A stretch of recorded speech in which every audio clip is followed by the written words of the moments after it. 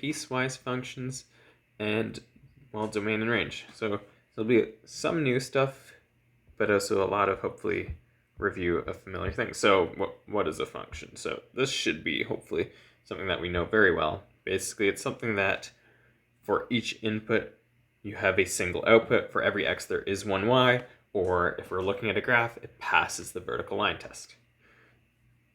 There's a number of different ways we could look at it. One way I like to look at it is thinking of a vending machine. When you go to a vending machine, you plug in whatever the number is for the vending machine.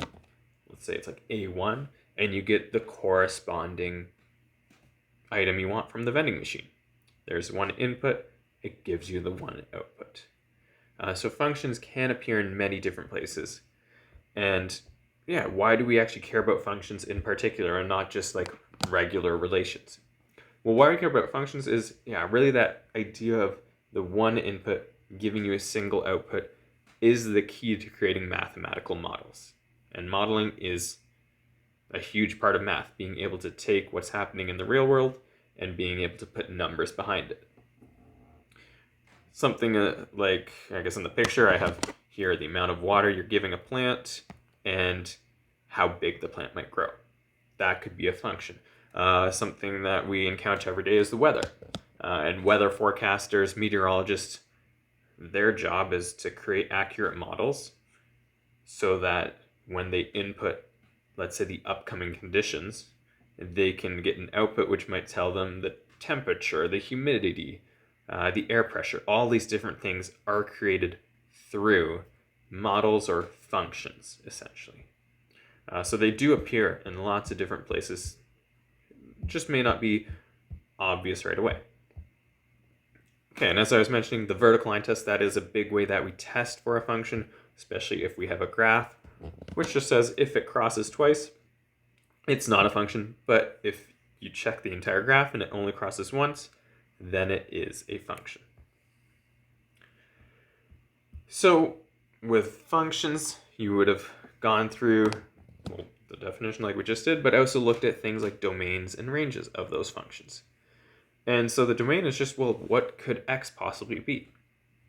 The range is what could y possibly be? Or you could think of it as what are the inputs for the domain? What can you plug into your function? And what are the outputs? What do you actually get out? So we'll do just a quick example here. We have this graph. It starts, we've got that open point there, and it goes to the end with a filled in point. So the open point means that we don't reach that particular value, whereas the filled in point means we actually do reach when we're going left to right. And when I say don't reach, means that we're getting like up to negative 2.99999 on the graph. But as soon as we get to -3, the graph stops right before then. So we're getting close as possible to -3, but not actually getting to it. Whereas if it's filled in, we get to 1 on the right-hand side and just stop there. Okay, so if we want the domain and range in that case, well, we're looking at the x values. We start at -3, go to 1, but we're not including -3. So we just need to remember from last year, or whenever you took functions, we have the set notation for building our domain and range. So how we can do that is we can identify, well, what number set are we working with? We're going to say we're any real number, because that encompasses basically all the numbers that we know and work with. And our graph is covering every single thing from -3 to 1. So that's why we want the real numbers there. So it includes fractions, square roots, all those kinds of things. And then we have the vertical bar, which means such that, and then we give whatever conditions we actually have. It's not like every number that we're reaching here.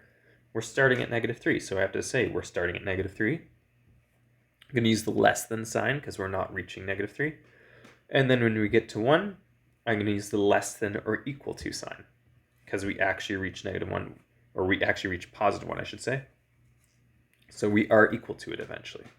And so that indicates our domain. So any real number such that we're between -3 and 1. And the range is going to be equal to And for the range, we're looking at the y value. So y is an element of the real numbers. And then, well, what's the possible y values? Well, the lowest we get, and we reach it in a couple of places, is -4. And yeah, for domain range, it's always best to go from least to greatest, just in terms of like good notation. You could still be technically correct doing it elseways or other ways, but it's just, yeah, the common way of doing it. And we get to 0, which we can see up there. So we'll say -4. We are reaching that, so we're going to say less than or equal to. Now we're going to do a y, and then less than or equal to 0. Okay. And there we have it. That's our domain and range. So yeah, we're going to be looking at domains and ranges in this course as well too. Okay. What we're going to do though is we're going to use a new kind of way of writing domains and ranges within this course, and that's going to be called interval notation. So to use interval notation, rather than setting up kind of the curly brackets, all of that with the set notation, we can actually write it just using what we call open brackets. So that's just your regular style brackets, or closed brackets, which is a square bracket. And how we can do this is if we want to write our x's between, let's say, -2 to 2, with not actually equaling or reaching either of those numbers. So it's less than but not equal to. The interval notation way of writing this down is to just basically write it as -2, 2 with open brackets. So with the open brackets at the ends there, not reaching the ends. Kind of looks like a coordinate to a point. And sometimes we might reach, or right in front of it, x is an element from -2 to 2 is what that is saying. The second one, we're -7 to 5, but we're less than or equal to. So to do that, I'll write y as an element. And then in this case, if we're actually equal to those numbers, then we can use square brackets. So -7, and we're going to 5. So in this case, with the square brackets, that indicates we reach the ends. Okay, so we could write what we just did up above. In that example, the domain and the range from the graph above. I just have to actually look again at what we had. Yeah, we had -3 to 1 for the domain. And for the domain, we just have to be careful because remember originally it was less than, so we reached, or we did not reach -3, but we reached 1. And so we can mix and match the brackets. So we can say open bracket for -3 and a closed bracket for 1. So that says we start at -3 but are not including -3 and go all the way to 1 and including the number 1. For the range, it was between -4 and 0. And we did reach both sides, so we can use square brackets or the closed brackets in that case. And so there we have it. That's the domain range. I guess I had it here as well too, so I'll just rewrite it here. So we had said -3 to 1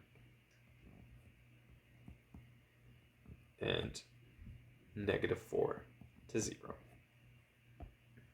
Okay, what happens if a function keeps going? So in this case, we have this could be, let's say, a square root function. Keeps going to the right. So how do we include things like going on forever? Well, we can use the infinity symbol, which just means going on forever and ever. So in this case, if I want to do the domain, we're looking at the x values. I could say that we're starting at 0 and it reaches 0. The square root of 0 is 0, so 0 is a possible input. And then we're going off to infinity.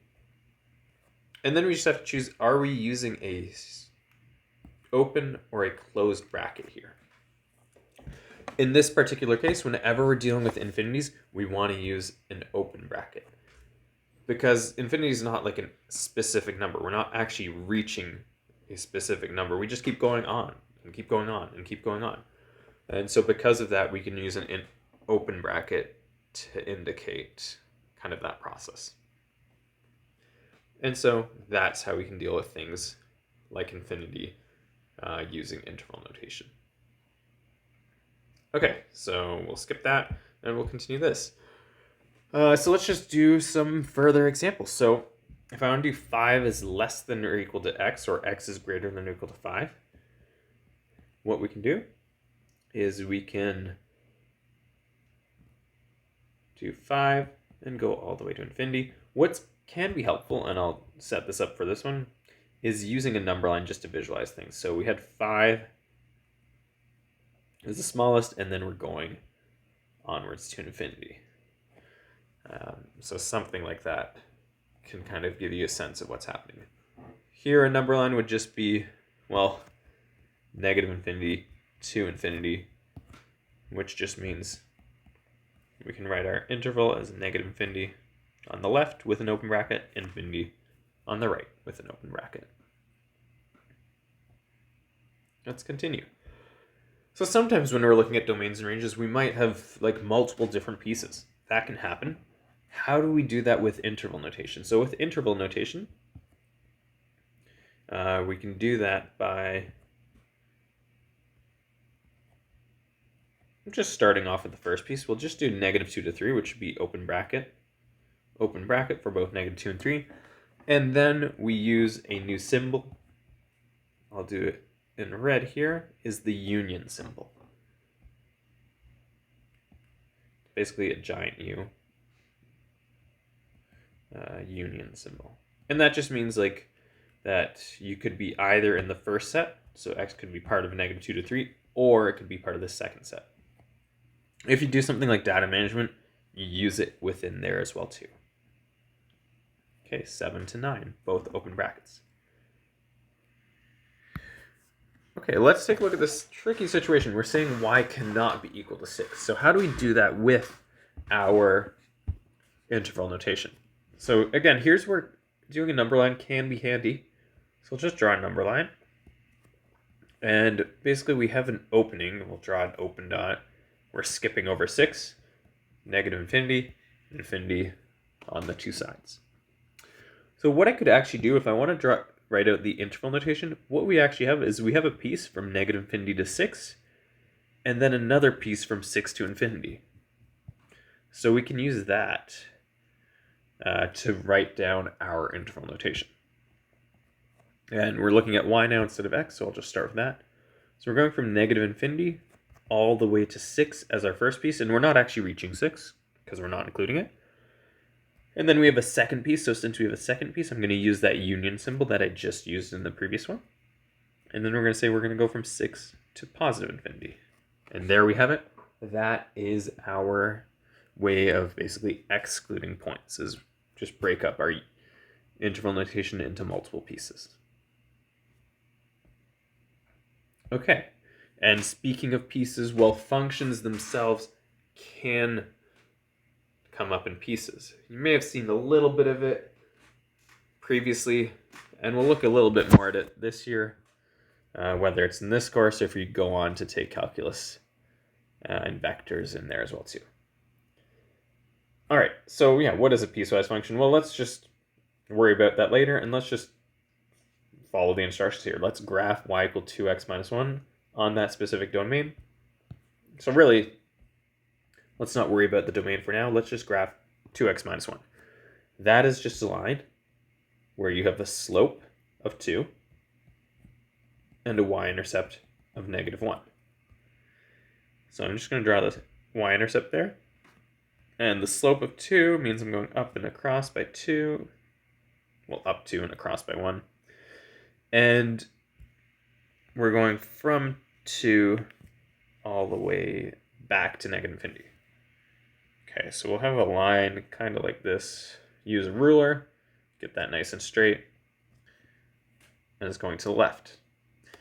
For the right-hand side, it's open, so not including 2. And so if we don't want to include something on the graph, that'll mean we have not a filled-in point, so I'll erase that filled-in point, and do it as an open dot there. So that is basically the first part, a y equal to 2x minus 1. Okay, part B says we want the graph of negative x. So again, we have that slope and the y-intercept on the interval 2 to infinity. So this, you might be thinking, like, how do I get that on the domain? What I would do is I would actually just start how I'd normally start a graph of a line, just by using the y-intercept. Sure, that's outside the domain, and then we'll fix that later. So we have a slope of negative 1, so we're going down and across, down by 1 each time, something like that.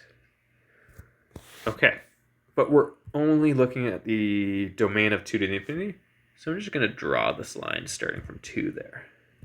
And then, yeah, go down and across like that. And then basically whatever I didn't actually need, these earlier points, just erase those. And so there we have it. That is part B. Y equals to negative x plus 4. What a piecewise function is just, in a sense, looking at this as a single function with multiple pieces. And that's totally possible. You don't have to have a single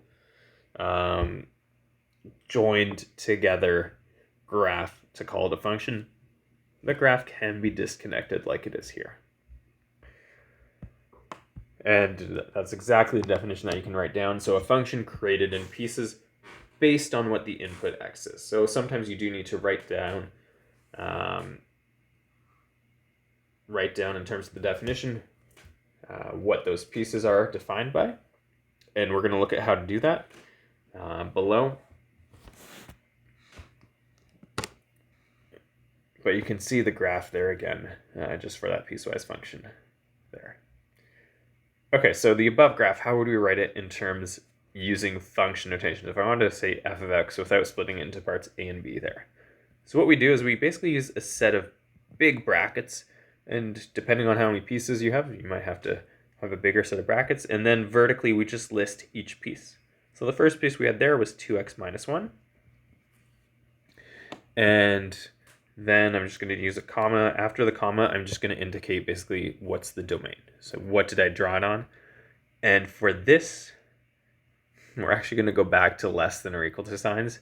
It's just typically what's used with piecewise functions specifically, as opposed to interval notation. So I'm just going to say we drew that on x less than 2. And then for the second piece, we had negative x plus 4, so that just goes below. And you can see for each of these pieces, I'm not like writing a like f of x equal in front of it. I already have that outside in front here. So it's the brackets that we have, and then the particular equation, or part of the equation that we're graphing. So negative x plus 4 was from 2 onwards, so x greater than or equal to 2, like that. And you don't close with another bracket. It's just the one set of brackets on the left saying you have these list of options essentially with these different pieces. So if you were to include a bracket like this, that would be incorrect.